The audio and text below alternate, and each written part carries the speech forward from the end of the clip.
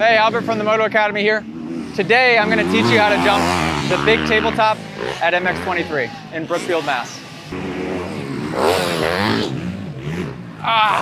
He's landed in the same spot about 3 times in a row now. And what would make that impact a little softer is to get the bike pitched as if he were going to downside it. So I'm going to pull him off right now if I can. And he needs a little more oomph to get the distance, because obviously I don't want him to land in that bounce zone every single time. But if you do, it's at least... Okay, nodded yes like you knew what that meant. Hey guys, we're doing a Moto Academy ride day, first ever Moto Academy ride day, Tomahawk MX in West Virginia, October 29th, Sunday, October 29th. Moto Academy members, if you're subscribed inside of the app, you ride for free. So come join us, October 29th, Tomahawk MX, Moto Academy ride day. This is one of those jumps that's very inviting for a lot of people, and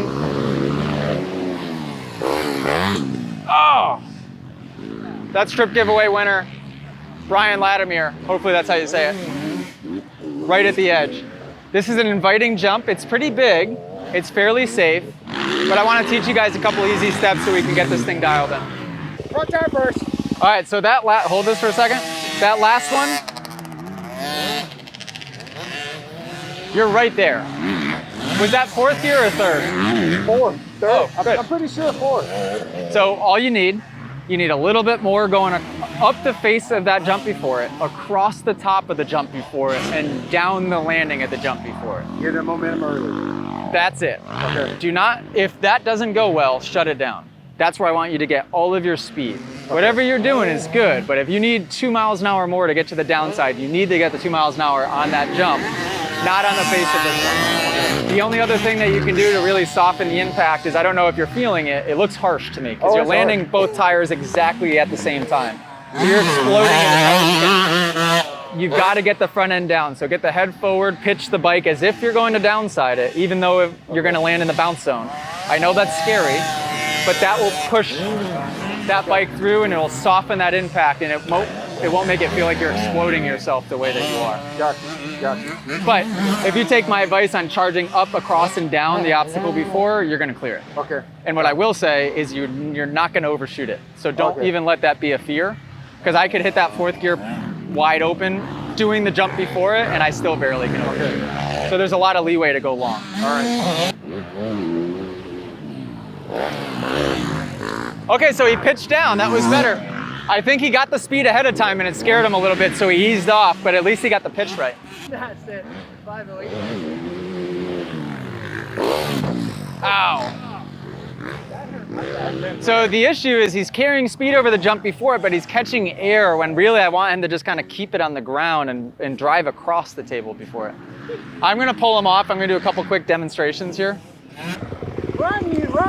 Can I just show you how to go, what I want you to do on the jump before this? Because you're carrying more speed, but it's making you catch more air, which isn't what I want.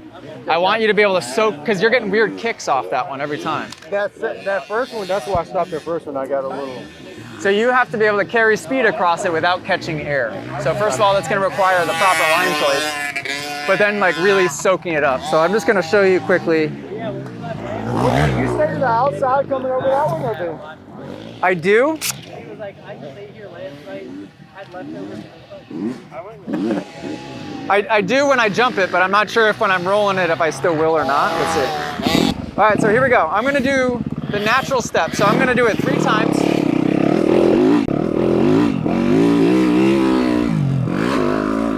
This is all going to be 3rd gear around the corner, 4th gear going off the jump.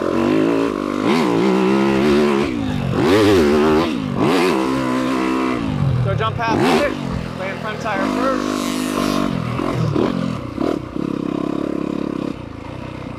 Second attempt, I'm going to go I'll go 3/4 on this second attempt. Still 4th gear. So I'm 3rd, all through here.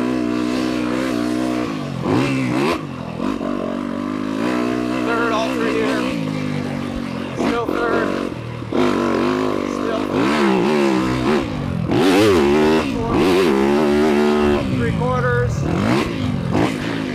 Nice strong legs. Front tire first. And just look, honestly, it's letting the forks do the work. So this one I'll go full distance. And really the only thing that'll change is the drive down the landing of that one. So I'll go faster there.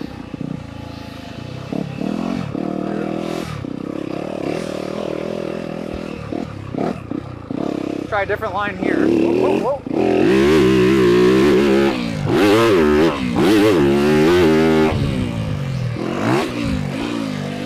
Still got a little bounce. That kind of shows me though that, man, it's pretty important to jump that one before it, especially when you got a clutch slipping. All right, so I tried every different line going up the one before it, and all of them have little kickers that make you catch air when you try to go fast. So like I couldn't really figure that out. So I was going across the top as fast as I could, and that was wide open, and that's where it put me. So what that tells me is that you might not be able to get the distance today. Sorry. You might not be able to clear it. Because if I'm doing what you're doing, trying to replicate it, and I can either not get it or barely get it, that's not a good sign That for you. first one, did you mean to get sideways like that, or was that the kicker? I did, but it was last second. Like I came up and I saw the kicker, so I quickly tried to do this and scrub around it, and it worked. Yeah. But as soon as I did it, I'm like, oh, I'm supposed to be giving Brian an option I don't here. want to be doing that. That's Right. all I know. So that was my bad.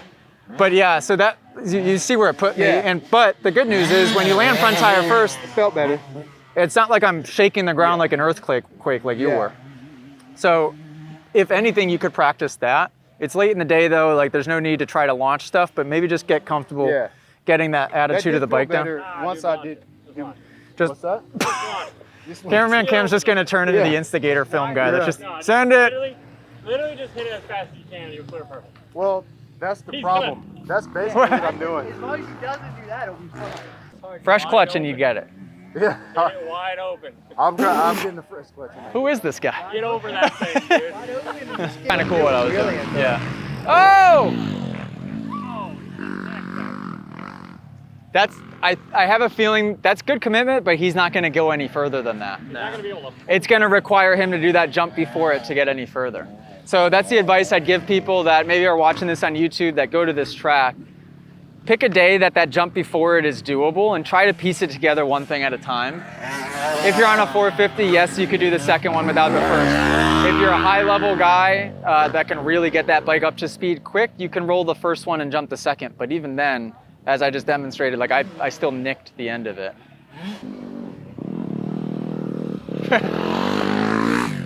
But I will say, this is certainly a jump where you would rather go short than long. If you jump this long, you're coming down from pretty high up onto the flat, which doesn't feel great. So just work your way up to it. You don't want to be the guy that, what Brian is doing right now, which is bouncing it every single time. There's some people that live in that zone forever for some reason. He's not trying to do that, but let's see. I have faith in him. He can do it.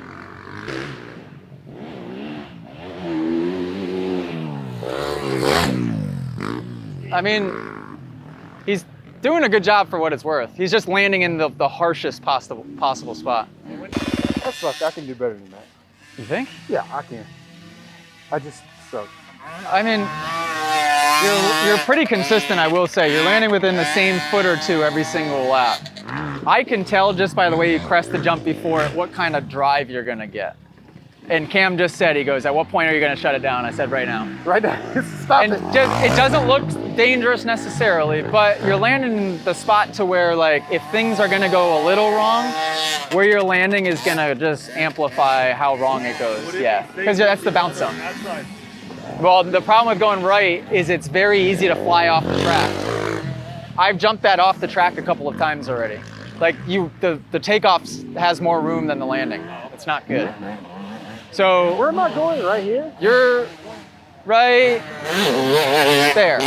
Like, That's front tire right there. what would you say? Let's say right here. Yeah. Like middle of his bike right there? Front tire right here. Okay. Front tire. You're close. I just don't see you getting any further than that today, at least. I think if that jump face were good on the first one, I could get you over that, and then we'd get this no problem. But as it sits, that corner and jump face is no joke. Good thing I'm 40. I don't have to. Let's go. Go, man! Well, you don't have to get anything. I don't have to get any of the jumps. I can still be happy. I tell you what, you don't have to do this, period. I have scrubbed this as a guy was jumping it. I think I have GoPro footage of it. And literally caught them because they were in the air for so long. I just got the wheels back to the ground and kept going, and I almost rode underneath them. So if you know how to soak up a jump right, it's not any slower. Yeah, I definitely have. Now you just got to do what I was doing here, which just wheelie over the ruts. Wheelie over that thing? Yep. Yeah. So unfortunately, I meant for this to be a real informational video, but I'm sure, as always on YouTube, you guys learned nothing. My apologies. If you want to learn something, go to club.themotoacademy.com, subscribe to the app. Like Brian is, matter of fact. Yeah. All right, toodaloo.